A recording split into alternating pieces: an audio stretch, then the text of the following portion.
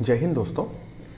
ये टॉपिक के बारे में आपको पता होगा कि रिसेंटली मेहुल चोक्सी जो आपको पता होगा 2020 में 13,000 करोड़ पीएमसी स्कैम में शामिल थे और जो ये पैसे लेके भाग गए थे इंडिया से। They are called fugitive economic offenders.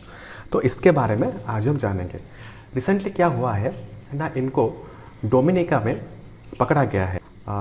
ये इंडियन एक्सप्रेस का एक आर्टिकल है जहाँ पे लिखा गया है fugitive businessman Mehul Choksi held in Dominica. ये जो उनका लोकल मीडिया है उसका रिपोर्ट है। तो इसमें क्या लिखा गया है देखिए। Choksi was reportedly missing from home in Antigua and Barbuda on May 23।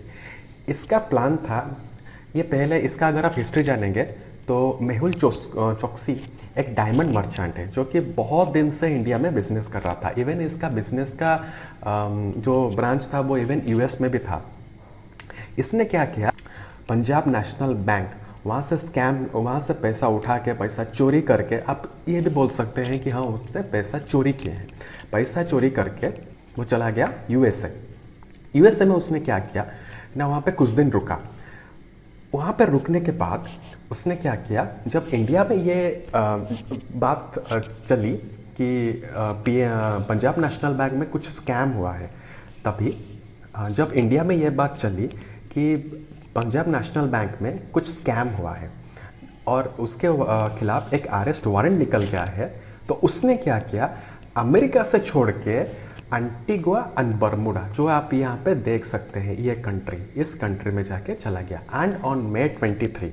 और इवन आपको पता होना चाहिए कि एंटीगुआ बरमूडा में भी उसके ऊपर केस चल रहा है। And on May 23 this year May 23 में उसने डोमिनिका जो और एक कंट्री है वहाँ पे जा रहा था। देखिए यहाँ पे भी एक फाइनेंशियल एक्सप्रेस का एक आर्टिकल है, Mehul Choksi made monumental error to be repatriated to India by Dominica. ये स्टेटमेंट दिया है एंटीगुआ के प्राइम मिनिस्टर गैस्टन ब्राउनी ने। आपको जान लेना चाहिए आपके एग्जाम पॉइंट ऑफ व्यू से कि एंटीगुआ का जो कैपिटल है that is called Saint John's and जो डोमिनिका का जो कैपिटल है दैट इज़ कॉल्ड रोजियो।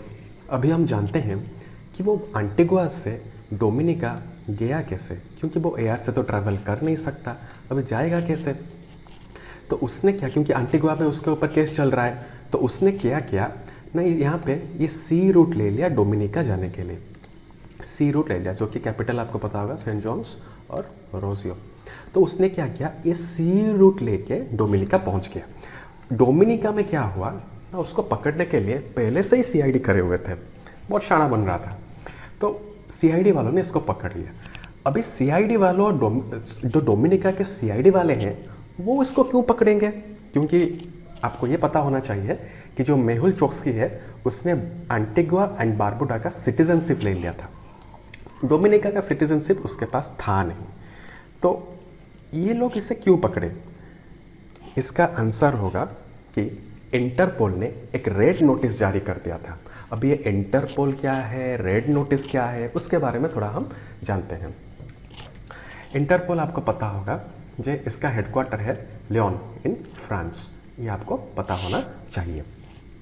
इंटरपोल क्या है ना, Interpol is an organisation, it is a international organisation of 194 country का ये एक ऑर्गेनाइजेशन है that facilitate police cooperation and crime control. जो इंटरनेशनली जितने भी सब ऑफेंस होते हैं उसके लिए इंटरपोल काम करता है। And there are 8 type of notices that is released by Interpol. वो 8 टाइप के नोटिस हमको तो नहीं चाहिए, हमको जो मेनली चाहिए that is red notice. So what is this red notice ना, रेड नोटिस एक रिक्वेस्ट है, it is a request law enforcement worldwide to locate and provisionally arrest a person pending extradition, surrender and similar legal action। ये arrest warrant नहीं है। Internationally ये जो notice देता है Interpol that is not arrest warrant, लेकिन ये अपने मेंबर कंट्रीज़ को रिक्वेस्ट करता है कि आप इसके ऊपर एक एक्शन लीजिए। कैसे होता है ये हम देखेंगे यहाँ पे। देखिए जो मेंबर कंट्रीज़ होते हैं ना, 194 मेंबर कंट्रीज़, वो इंटरपोल को रिक्वेस्ट करते हैं कि हमारे कंट्री में कुछ ऑफेंस करके एक आदमी देश से बाहर चला गया है, तो आप इसके ऊपर एक्शन लीजिए। तो जो इंटरपोल मेंबर कंट्रीज़ होते हैं वो रिक्वेस्ट करते हैं इंटरपोल को कौन रिक्वेस्ट करता है? That is by national central bureau, जो हमारे कंट्री में सीबीआई है, सेंट्रल ब्यूरो ऑफ इन्वेस्टिगेशन, वो या तो ईडी, एनफोर्समेंट डायरेक्टरेट, ये सब रिक्वेस्ट करते हैं इंटरपोल को, या तो इंटरनेशनल क्रिमिनल कोर्ट और ट्रिब्यूनल भी ये सब कर सकते हैं। अभी रिक्वेस्ट करने के बाद वो क्या होता है ना, इंटरपोल का एक इंटरपोल जनरल सेक्रेटेरिएट होता है फ्रांस में, लियोन, जहाँ पे उसका हेडक्वार्टर है। वहाँ पे ये जो रिक्वेस्ट किए होंगे जो कंट्री, उसका रिव्यू होता है कि ये जो हमको रिक्वेस्ट कर रहे हैं एक्चुअली में ये सच है या इसके पीछे को और कुछ रीज़न है। So they review that, actually they review that the person who have escaped actually has he done some crime or not, उसने कुछ क्राइम किया है या नहीं, और उसके लिए एक स्पेशलाइज्ड टास्क फोर्स बैठता है और वो डिसाइड करता है कि क्या होना चाहिए, और उसके बाद एक डिसीजन लिया जाता है कि उसके खिलाफ क्या एक्शन लिया जाए। अगर नोटिस अप्रूव हो गया तो जितने भी मेंबर कंट्रीज होते हैं इंटरपोल के, इंटरपोल उन्हें रिक्वेस्ट करता है कि आप ये एक ऑफेंस करके भागा है दूसरे देश से, ये जिस भी कंट्री में पाया जाए तो उसके खिलाफ आप एक्शन लीजिए।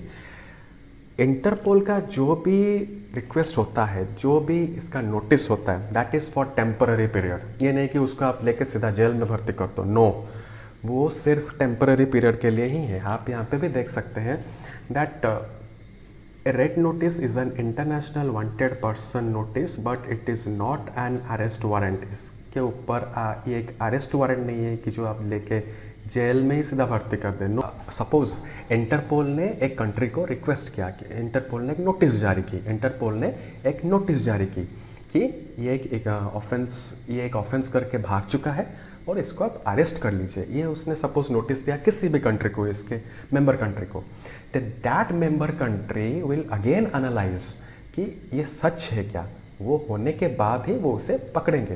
एंड इट मे पॉसिबल कि उसे एक्स्ट्राडिट भी कर लिया जाए, कि उसको जिस देश में इसने क्राइम किया है उसी देश को ये लोग उसे भेज देंगे। ये काम भी करते हैं जो यहाँ पे डोमिनिका करने वाला है। यहाँ पे आप देखिए, यहाँ पे आप देखिए, the CBI secured an Interpol red colour notice against Nirav Modi but the world police body had kept a decision. ये हुआ था 2018 में।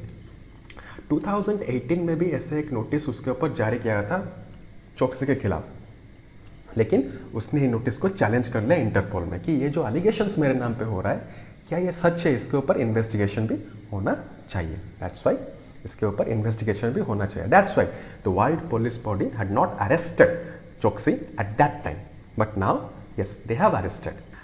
सपोज अगर ये डिसीजन अप्रूव हो गया तो फिर तो उसे अरेस्ट कर लेंगे। सपोज ये नोटिस डिनाई हो गया तो फिर उसे अरेस्ट नहीं किया जा सकता किसी भी कंट्री में। मतलब इंटरपोल उसे कोई भी कंट्री को ऐसे नोटिस नहीं भेजेगा। इंटरपोल कोई भी कंट्री को नोटिस नहीं भेजेगा कि आप इसे अरेस्ट कीजिए, आप इसको रिमांड पे लीजिए, ये बिल्कुल भी नहीं करेगा।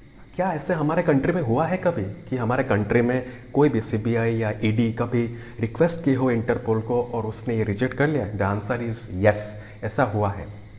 देखिए यहाँ पे आप देखिए, Interpol has refused to issue red corner notice against Islamic guru Zakir Naik on request of India. ऐसा पहले भी हो चुका है, जबकि इंडियन पुलिस ने रिक्वेस्ट किया था और उसे नकार दिया था, जो इंटरपोल ने रिजेक्ट कर लिया था। ओके, यहाँ पर देखिए, Interpol has the right to refuse to issue a red notice against any individual. वो पहले उसको एनालाइज करेंगे, उसको रिव्यू करेंगे, अगर उनको लगा ये ठीक है then after that they issue notice. Okay, thank you, आज के लिए इतना, मिलते हैं नेक्स्ट वीडियो में।